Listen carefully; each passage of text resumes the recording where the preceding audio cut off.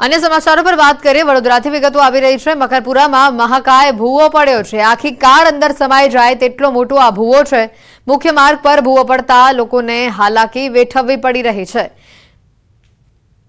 મુખ્ય માર્ગ પર ભૂવો પડતા લોકો પરેશાની વેઠવી રહ્યા છે। હલકી ગુણવત્તાની કામગીરીના કારણે ભૂવા પડતા હોવાનો લોકો આક્ષેપ કરી રહ્યા છે। કોન્ટ્રાક્ટર અને અધિકારીઓની મિલીભગતની પોલ ખોલતો આ મોટો ભૂવો પડ્યો છે વડોદરા શહેરમાં। अधिकारी कॉन्ट्राक्टर इजारदार ने बधा साथे लईने आया छे। मुख्य ड्रेनेज ने प्रेशर लाइन है एमां भंगाण संजायुं छे। अत्यारे एने कामगीरी अमे अर्धो कलाकनी अंदर चालू बी करी दईशुं जेथी करीने कोई बीजुं आर्थिक नुकसान ना थाय एनी बी काळजी लईए छीं। અને હવે વાત કરીશું લાંચિયા અધિકારીઓ વિશે।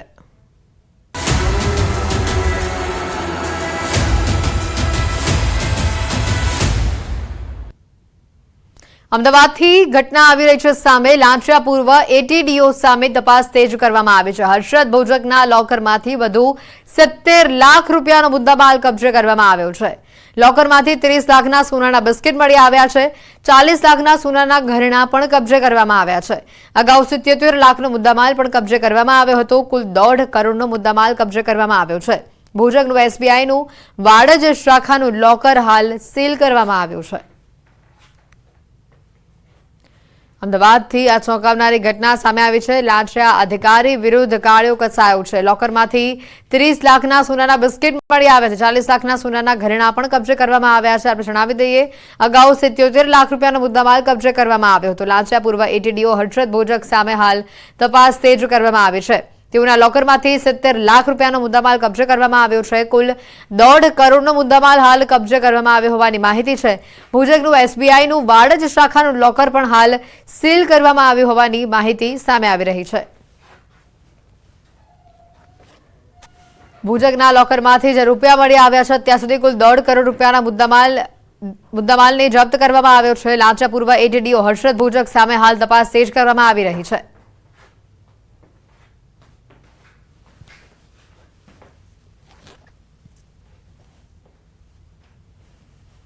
तोतेर लाख जेवी रोकड़ रकम अने एक सोनानु बिस्किट लगभग 4.5 लाखनी किंमतने एम करीने 77 लाख उपरांतनी रकमना रोकड़ रकम अने एक बिस्किट एटलुं कब्जे थयेलुं छे।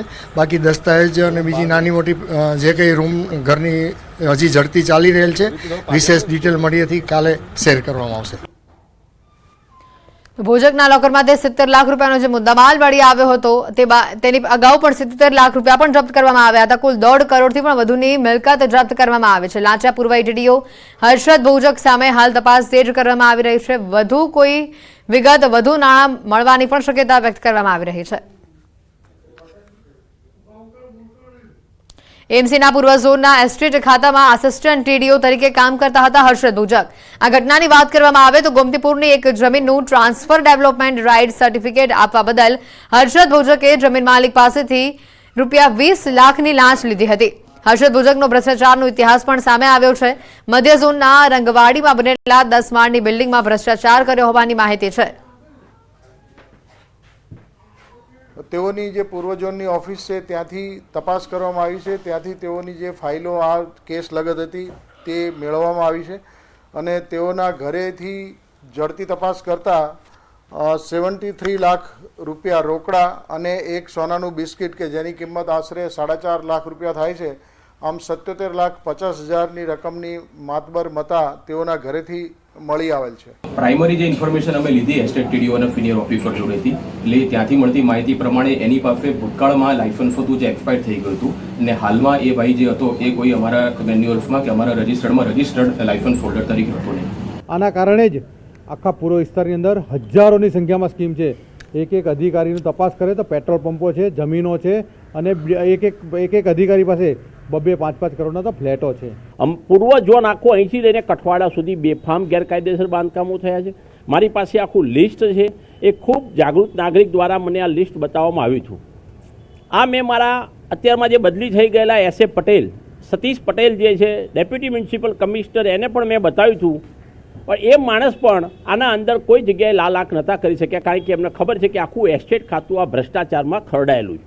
ભ્રષ્ટાચારના અધિકારીઓ જે છે ભોજક એટલે હર્ષદ ભોજક ઉપર જે રીતે એસીબીએ તેની ધરપકડ કરી છે અને સાથે જ તેને લઈને જ તેના ઉપર અનેક જે રાજો છે ખુલી રહ્યા છે કે ભોજકે કઈ રીતનો ભ્રષ્ટાચાર છે આદર્યું ત્યારે ન્યૂઝની ટીમ પહોંચી છે તેની ઓફિસ ઉપર અમદાવાદ મ્યુનિસિપલ કોર્પોરેશનના પૂર્વ ઝોનમાં આવેલી જે એની ઓફિસ છે ચોથા માળે આવેલી છે એસ્ટેટ જો કે લખ્યું છે ડેપ્યુટી એસ્ટેટ ઓફિસરની આ બિલ્ડિંગ છે અને હું આપને બતાવવાનો પ્રયાસ કરી ન્યૂઝની ટીમ એ તમને આ ગ્રાઉન્ડ રિપોર્ટ બતાવી રહી છે ઓફિસ બતાવી રહી છે કે જ્યાં ખુદ બેસીને કાળા કરતૂત જે કહી શકાય કે હર્ષદ ભોજક છે તે કરી રહ્યો હતો આ જોઈ શકો છો આ ચેર એ છે એ ચેર ઉપર હર્ષદ ભોજક અને એના જે સાગરીતો છે તે પ્રકારનો ભ્રષ્ટાચાર છે તે અહીં કરી રહ્યા હતા અને તેને લઈને જ એસીબીના છટકામાં હર્ષદ ભોજક છે તેની ધરપકડ થઈ છે અને હજુ પણ તપાસ ચાલી રહી છે અને હજુ પણ અનેક નામો છે તે ખુલી શકે છે પરંતુ જે રીતે ફરિયાદો એની મળી હતી પૂર્વ કોર્પોરેટર હોય કે વર્તમાન કોર્પોરેટર પણ ફરિયાદ કરી રહ્યા હતા કમિશનરે પણ 3 સોકોઝ નોટિસ છે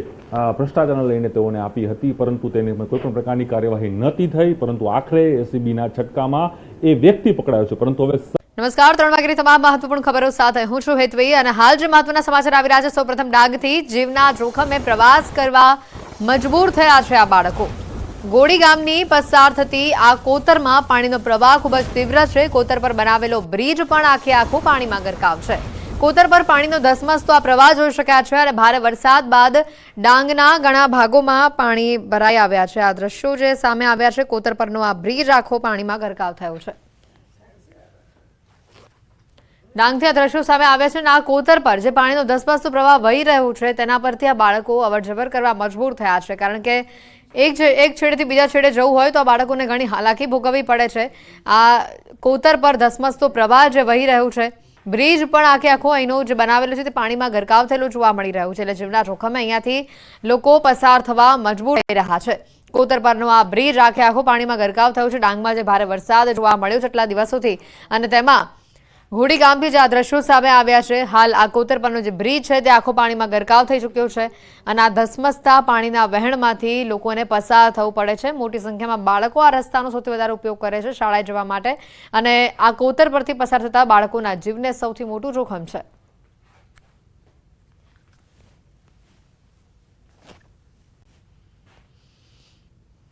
ડાંગ જિલ્લામાં ભારે વરસાદ જોવા મળી રહ્યો છે નદી નાળામાં ભારે પાણીની આવક પણ જેના પગલે જોવા મળી રહી છે આહવા વઘઈ સુબીર અને સાપુતારામાં ધોધમાર વરસાદ જોવા મળી રહ્યો છે જિલ્લામાં ભારે વરસાદના પગલે અંબિકા પૂર્ણા ખાપરી ગીરા નદીમાં પૂર આવ્યું છે જિલ્લાના 16 માર્ગો પર ઓવરટોપિંગના કારણે તેને બંધ કરવામાં આવ્યા છે વહીવટીતંત્રએ લોકોને વૈકલ્પિક માર્ગનો ઉપયોગ કરવાની અપીલ કરી છે નદી કાંઠા પર ઘણા લોકો જોખમી સેલ્ફી લેતા પણ નજરે પડ્યા છે ધોધ અને નદી કાંઠા પરના ધસમસતા પાણીનો પ્રવાહ જોવા મળી રહ્યો છે વોટર ફ્લોઝ કે નદી કાંઠે લોકો સેલ્ફી લેતા જોવા મળી રહ્યા છે રવિવારની રજા હોવાથી પ્રવાસીઓનો ધસારો અહીંયા જોવા મળી રહ્યો છે કાંઠા પર જોખમી સેલ્ફી લેતા લોકો નજરે પડે છે વહીવટીતંત્રએ પ્રવાસીઓને નદી કે ધોધ નજીક સેલ્ફી લેવા પર પ્રતિબંધ ફરમાવ્યો છતાં લોકો જોખમી સેલ્ફી લેતા અહીંયા જોવા મળી રહ્યા છે ડાંગથી આ દ્રશ્યો સામે આવી રહ્યા છે ભારે વરસાદ બાદ નદીઓમાં પૂરની પરિસ્થિતિ છે 16 જેટલા માર્ગો હાલ બંધ થયા છે ડાંગથી આ તસવીરો જે સામે આવી રહી છે ભારે વરસાદના કારણે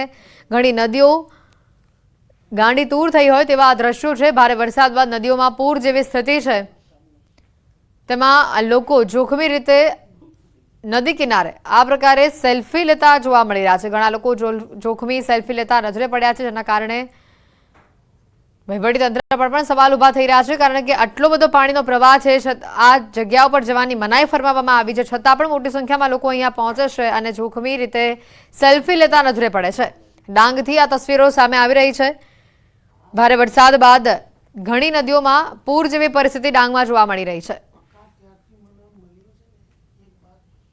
છોટાઉદેપુરથી સમાચાર આવી રહ્યા છે બોડેલીમાં ડાયવર્ઝન ધોવાતા હાલાકી લોકોને પહોંચી છે રણભૂન ભાટિયા ગામ વચ્ચે ડાયવર્ઝન બનાવવામાં આવ્યું છે 30 થી વધુ ગામના લોકો હેરાન પરેશાન થઈ રહ્યા છે લોકોને અવરજવર કરવામાં ભારે હાલાકી થઈ રહી છે વિદ્યાર્થીઓ જીવના જોખમે પુલ પસાર કરવા મજબૂર થયા છે છોટાઉદેપુર જિલ્લાનું છેવાડાનું રણભૂન ભાટિયા ગામ વચ્ચેથી મેરિયા નદી પસાર થાય છે આ રસ્તો બે જિલ્લાને જોડતો મુખ્ય માર્ગ છે ત્યાં નદી ઉપર નવો પુલ બનાવવાની કામગીરી ચાલી રહી છે જેથી ડાયવર્ઝન આપવામાં આવ્યું છે જોકે ભારે વરસાદમાં આ ડાયવર્ઝન ધોવાઈ ગયું અહીંયાથી વિદ્યાર્થીઓને પસાર થવામાં ભારે હાલાકીનો સામનો કરવો પડી રહ્યો છે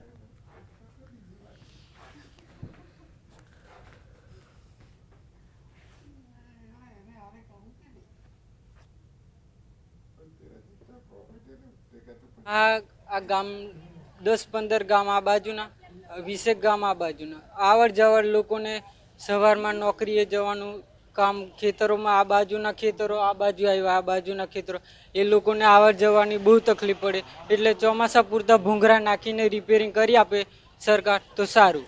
આ પાણી પહેલી જ વાર આવ્યું એમ જ ધોવાઈ ગયો એટલે આ નિહારીઓને છે પછી અમારી જેવા રાહદારી છે એમને જવા માટે બહુ તકલીફ પડે એટલે એમને કંઈક સગવડ કરવી પડે.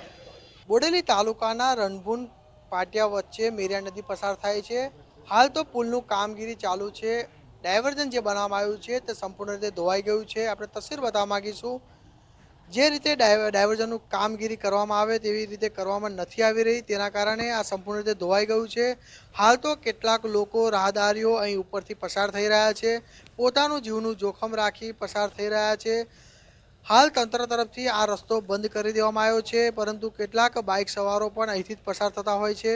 ગામના લોકોનું કહેવું છે જો ડાયવર્ઝન વ્યવસ્થિત બનાવવામાં આવે તો લોકોને મુશ્કેલી ના પડે, કારણ કે પાટિયાથી અનેક ગામો જોડતો આ રસ્તો છે. બોડેલી તરફ જવું હોય તો આ એક જ રસ્તો છે, છોટાઉદેપુરથી પંચમહાલ જવું હોય તો પણ આ જ રસ્તાનો ઉપયોગ થતો હોય છે. હાલ જે રીતે ડાયવર્ઝન ધોવાઈ ગયું છે તેનાથી કેટલાક રાહદારીઓને, વિદ્યાર્થીઓને, સાથે સાથે મહત્વનું કે 108 પણ સામે કિનારે જઈ નથી શકતી. તેના કારણે કેટલાક લોકો હેરાન પરેશાન છે.